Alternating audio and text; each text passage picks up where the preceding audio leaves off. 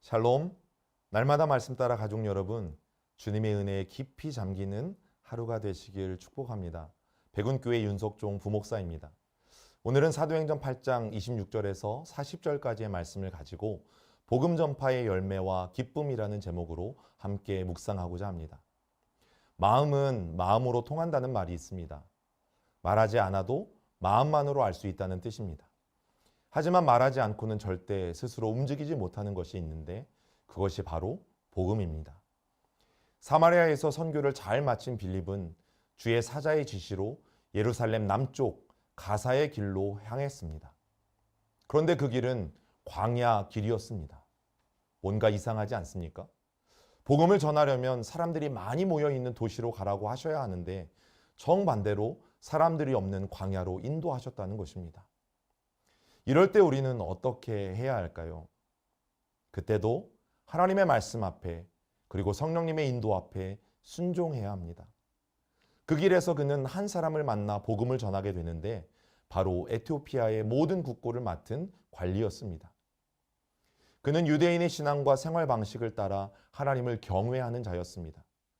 그는 한 절기를 참석하기 위해 예루살렘을 갔다가 본국으로 돌아가는 길이었는데 그 수레에서 이사야 53장의 글을 읽고 있었습니다.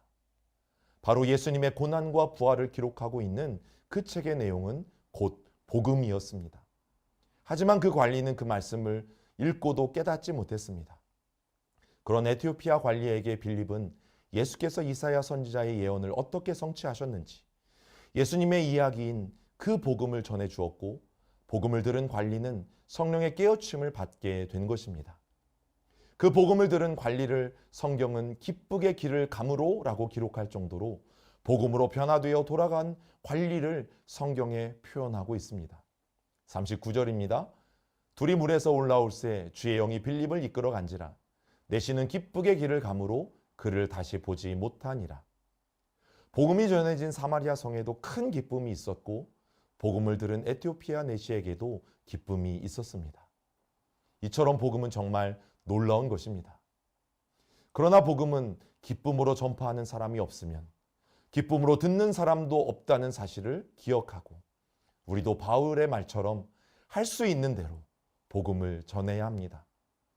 에티오피아 관리에게 빌립의 올바른 복음 전파가 없었다면 이방인인 에티오피아 관리는 끝까지 복음이 주는 기쁨을 느끼지 못했을 것입니다. 아직도 복음을 듣지 못한 사람, 제대로 알지 못하는 사람, 들으려 하지도 않는 사람들이 우리 주위에 많이 있습니다. 그들에게 우리는 때를 얻든지 못 얻든지 복음을 전파해야 합니다.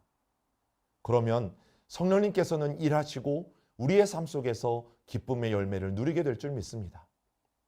우리는 각자의 위치와 자리는 다 다르지만 오직 복음을 전하는 사명 하나는 똑같습니다. 내 삶의 자리에서 내가 실천할 수 있는 복음의 전도 방법은 무엇이 있을까요? 복음 전파에 열심을 내는 오늘 하루가 되시기를 기도합니다.